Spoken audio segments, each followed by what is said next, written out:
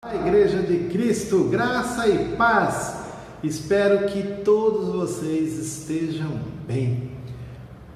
Hoje vamos continuar nossos estudos dominicais e vamos conversar um pouquinho sobre duas parábolas que Jesus, o nosso grande mestre, o mestre também que era um maravilhoso professor, tinha uma didática que facilitava em muito o aprendizado daquilo que ele queria transmitir às pessoas, como sua mensagem, as verdades que ele queria entregar ali para as pessoas. E nós vamos falar sobre essas parábolas, o que elas nos ensinam ainda nos nossos dias. Vamos falar sobre a parábola do trigo e joio e da parábola da rede. As duas parábolas estão narradas próximas, elas estão no capítulo 13 do Evangelho de Mateus. Já vai separando a sua Bíblia e deixa ela fácil para que a gente acompanhe a leitura dessas passagens tão logo eu faça. E eu quero te convidar, se você ainda não é inscrito no nosso canal, que você se inscreva, que ative o sininho, de forma que você receba cada vídeo novo que a gente preparar com uma palavra do Senhor, uma reflexão, um ensino. Tá bem? Então, sem mais delongas, vamos às duas parábolas. Nós vamos falar então sobre a parábola do trigo e joio e a parábola da rede. Eu espero que você entenda as figuras e os ensinos das duas parábolas que eu já mencionei. Também que você compreenda que existe a presença do mal entre o bem. E eu quero que você também reflita sobre o futuro julgamento pelo qual passará a humanidade. O que essas parábolas têm a ver com julgamento? Compadecer-se das pessoas que ainda não conhecem a Jesus também é algo que é importante, que ao final você tenha essa vontade, esse sentimento de se compadecer de quem ainda não conhece a Jesus. E qual tipo de ação, que é sempre importante ao final, todos nós, a partir do momento que temos contato com a palavra do Senhor, que reação que espera de nós? Viver uma vida reta diante de Deus, aguardando o grande dia da redenção, quando Jesus voltará. Não se iludir com o modo de viver dos ímpios, pois o julgamento virá sobre todos. E pregar o Evangelho a fim de expor uma nova vida aos que estão sem Jesus. Isso é importante, você ficar com esses fundamentos em mente, porque na medida que formos expondo aqui a palavra do Senhor, isso vai ser importante para você. Jesus usava de parábolas para ensinar as pessoas, e ele contou diversas parábolas. E o que essas parábolas elas traziam, por meio dessas ilustrações? O que Jesus queria transmitir de verdades? Que verdades espirituais estavam embutidas nestes ensinos?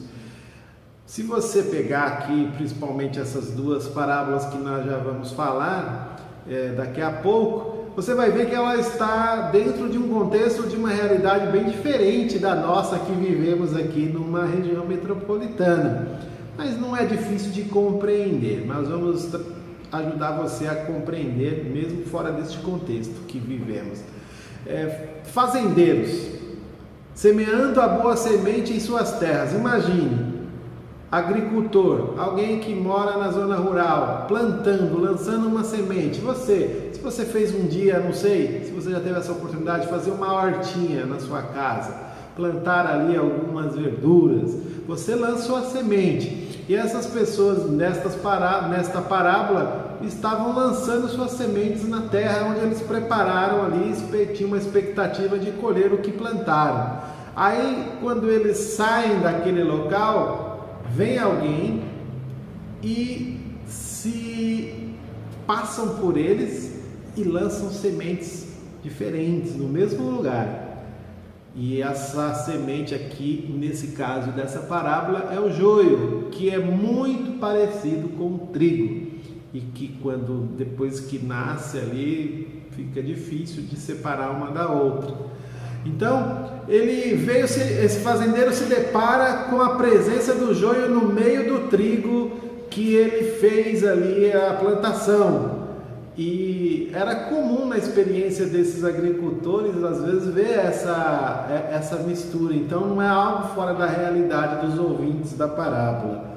Da mesma forma, tinha muitos discípulos, muitas pessoas que estavam ouvindo Jesus, que eram pescadores, muitos deles por profissão.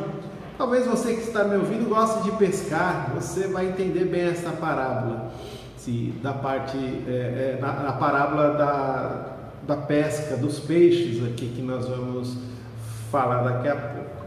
Bem ambientados estes pescadores com o trabalho de separar peixes bons de peixes ruins, compreenderam perfeitamente o que Jesus estava dizendo.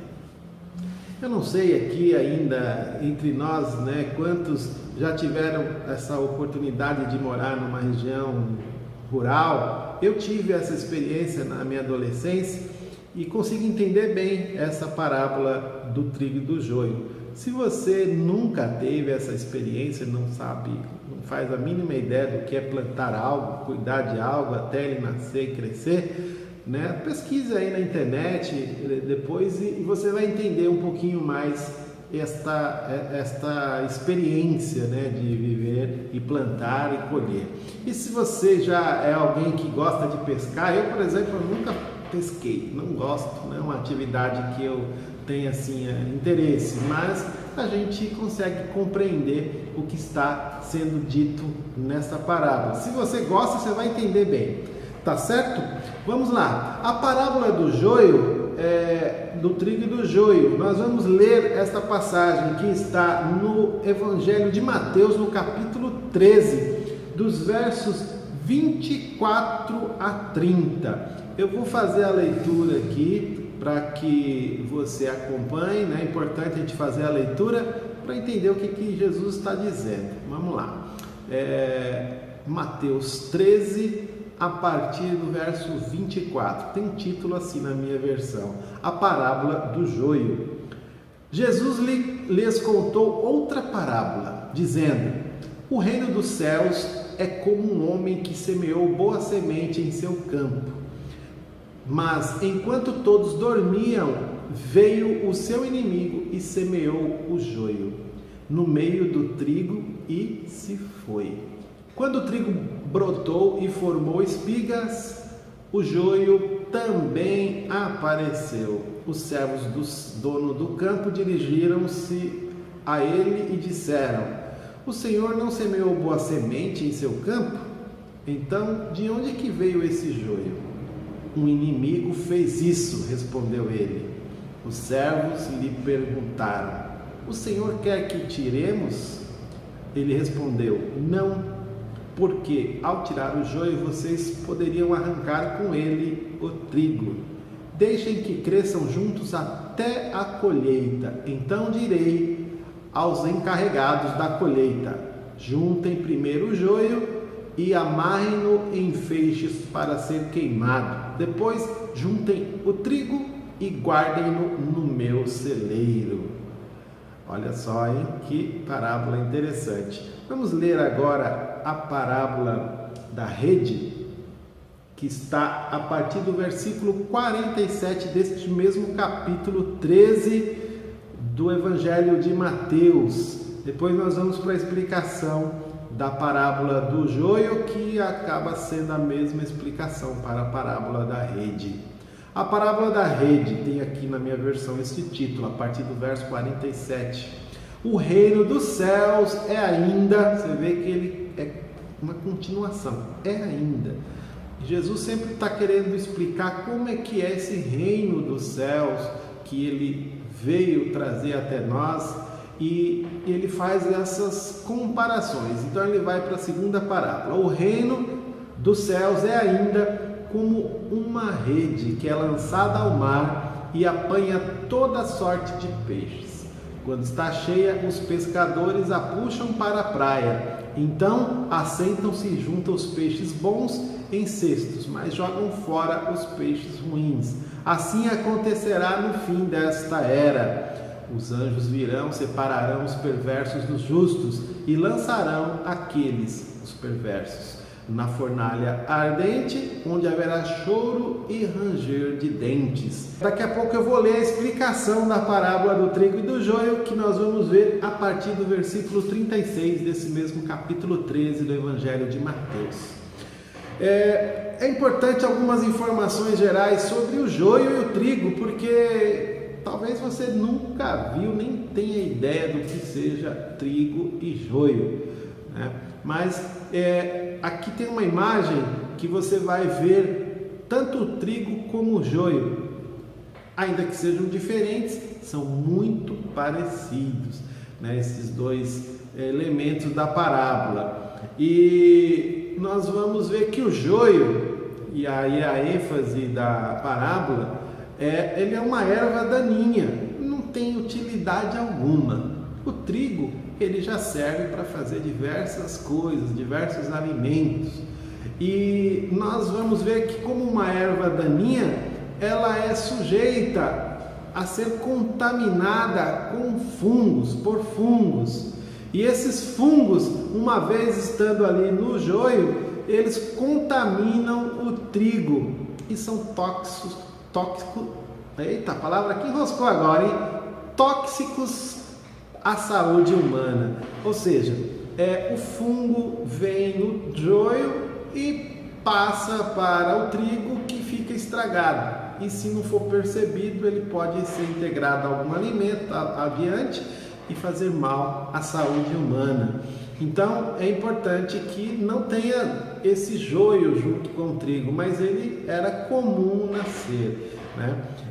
Isso me faz lembrar quando eu morei numa zona rural com os meus pais na adolescência, que meu pai fazia lá a sua roça e eu ia ajudar ele. Quando a gente plantava lá, por exemplo, milho, feijão, nascia depois ali algum mato no mesmo lugar, né? Você faz as covinhas, lança a semente, mas com o tempo vai nascendo mato no entorno. Você tem que ir limpando, tirando, porque a partir desse mato vem alguns insetos, algumas pragas que passam para sua plantação. Então, nesse caso aqui, o joio é esse problema para o trigo. E nós vamos ver que, assim, nesse exemplo que está sendo dado, o joio não tem, ele nasce no mesmo lugar do que o trigo. E nesse caso, alguém foi lá e lançou a semente do joio junto com o trigo, depois que o agricultor plantou o trigo. E nós vamos começar agora a entender algumas coisas, algumas explicações para essa parábola. O que semeia a boa semente neste exemplo da parábola é o próprio Jesus. Ele está contando que ele está lançando uma boa semente no coração das pessoas. Se você não assistiu, depois veja aqui no próprio canal o vídeo sobre a parábola do semeador. Você vai entender um pouco mais que semente, o que significa essa semente e quem é esse agricultor. Nesse exemplo aqui que nós estamos trabalhando hoje, o agricultor, o que está fazendo a plantação, é o Senhor Jesus lançando uma semente no coração das pessoas, que é a palavra de Deus. Mas nesse caso, nós vamos ver que Jesus é o semeador nessa parábola. E o campo são as pessoas, é o mundo aqui, mas o mundo no sentido de pessoas, né? É a humanidade. A boa semente que ele lança nesse exemplo são os filhos de Deus, que ele deixou na terra para continuar a plantação. São as pessoas que recebem o Senhor Jesus como Senhor e Salvador de suas vidas. Elas agora são as sementes daquela plantação inicial que o Senhor Jesus fez. Nós fomos esses frutos e, como todo fruto, né, se você pegar uma laranja, por exemplo, na própria fruta tem a semente que continua sendo procriada. Então, se você quer plantar uma laranja, pé de laranja, você vai na laranja, tira a sua semente e planta. E assim, você vê isso com, por exemplo, com a melancia, com o melão, que tem a semente em si. Nós temos a semente da palavra em nós e plantamos agora, continuamos multiplicando esta plantação, essa lavoura de Deus. E o joio, nesse exemplo da parábola, nessa ilustração da parábola, são os filhos do maligno. E quem é que lança essa semente?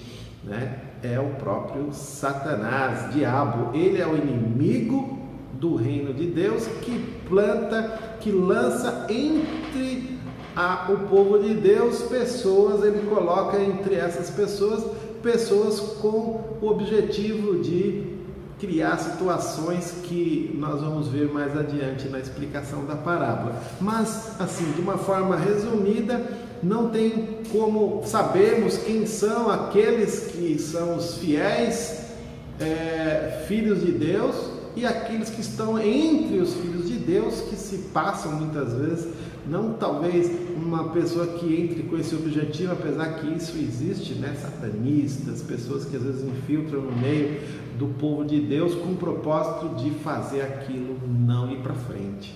E a ceifa, nesse caso, a colheita, será a consumação dessa era que nós vivemos. E os ceifeiros que vão colher e separar os trigos do joio são os anjos, Jesus disse na parábola. Na parábola da rede, nós vamos ver aqui também uma explicação que, assim como os pescadores separam peixes impróprios e os lançam fora, assim será na consumação do século também. Sairão os anjos e haverá a separação dos maus e dos justos, e os maus serão lançados na fornalha acesa. Eu vou ler aqui a explicação da parábola do trigo e do joio, para você ver que o próprio Senhor Jesus explicou para os discípulos o sentido daquela parábola, porque na parábola da rede, como ele já tinha explicado o sentido da parábola, ele já fala direto essa questão do efeito da separação dos peixes bons e maus no futuro, quando uns vão seguir por um caminho da eternidade com Cristo e outros separados de Cristo. Vamos pegar aqui o próprio texto de Mateus 13, vamos ler os versos a partir do 36.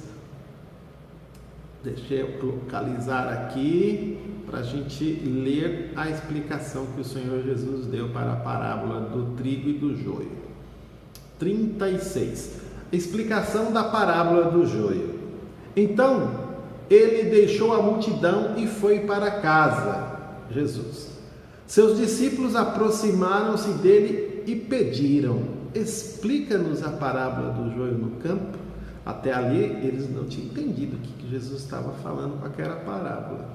Ele respondeu: aquele que semeou a boa semente é o Filho do Homem. O campo é o mundo, e a boa semente são os filhos do reino. O joio são os filhos do maligno, e o inimigo é o que semeia, e o inimigo que o semeia, os filhos do maligno, entre os filhos do reino, é o diabo. A colheita é o fim desta era, e os encarregados da colheita são anjos. Assim como o joio é colhido e queimado no fogo, assim também acontecerá no fim desta era. Deixa eu ver aqui até o 42. O Filho do Homem enviará os seus anjos e eles tirarão do seu reino tudo o que faz cair no pecado e todos os que praticam o mal. Eles os lançarão na fornalha ardente, onde haverá choro e ranger de dentes. Nós vemos aqui, aí você vê que no final, no versículo 43, Jesus vai fazer uma citação de Daniel, que na conclusão nós vamos ler com mais calma, que seria aqui um versículo 43 deste mesmo texto que eu acabei de ler, que ele vai dizer o que vai acontecer com esses justos no final da presente era. Então, as parábolas são narrativas metafóricas dirigidas para o contexto e destino espiritual das pessoas. Nas duas parábolas estudadas nesta lição, Jesus fala sobre a presença dos ímpios no meio dos justos, do tempo em que acontecerá a separação entre eles e a quem compete essa tarefa. Ele vai dizer assim será na consumação do século. Mateus 13, versículos 40 e 49, que é no fechamento do conto das duas parábolas. E quais seriam aqui as mensagens dessas parábolas? As mensagens das duas parábolas que eu estou trabalhando. Duas verdades bíblicas nós encontramos nelas. Ambas parábolas ratificam o ministério dos anjos na escatologia bíblica, o que eles farão, essa atividade que eles vão fazer sob o comando de Deus, a separação dos ímpios e dos justos. Nós vemos isso aí em Mateus 13, 41 e 49 e em Mateus 24, versículo 31. Depois você confere. Também nós vamos ver aqui a prerrogativa do tempo é sempre de Deus, ou seja, Deus é quem determina o tempo para que todas as coisas aconteçam. Não é a gente que vai dizer quando que as coisas vão acontecer. Depois você também pode dar uma verificada em Atos 1:7 e Mateus 24:36. E nós vemos aqui uma revelação do Senhor Jesus de que haverá juízo final. A interpretação das duas parábolas aponta para o fato de que haverá o juízo final, onde todas as pessoas deverão comparecer diante do grande juiz. Nesse caso, o juiz será o Senhor Jesus. Um conflito que será inevitável. Essa dualidade, bem e mal, serão sempre achados juntos até a consumação do século.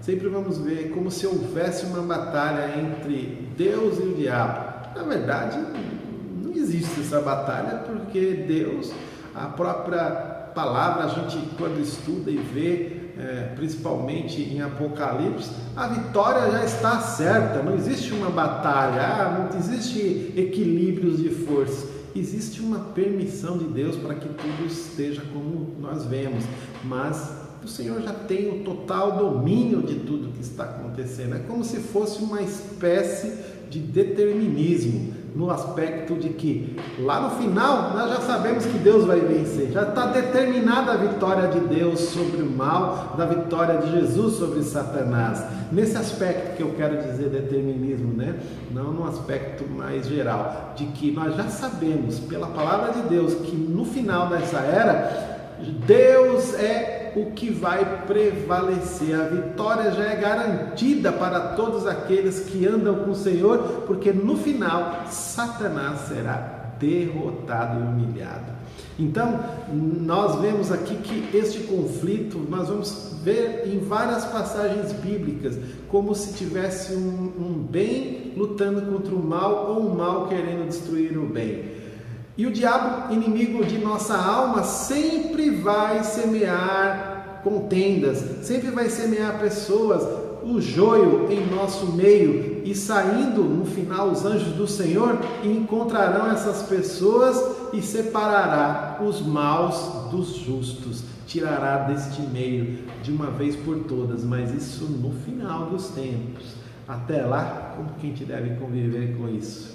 Satanás sempre está semeando situações, pessoas que deixam brechas em suas vidas e permite que Satanás use a sua vida, pessoas que não se deixam, se sujeitam à palavra de Deus, pessoas rebeldes que não se sujeitam a lideranças, a autoridades.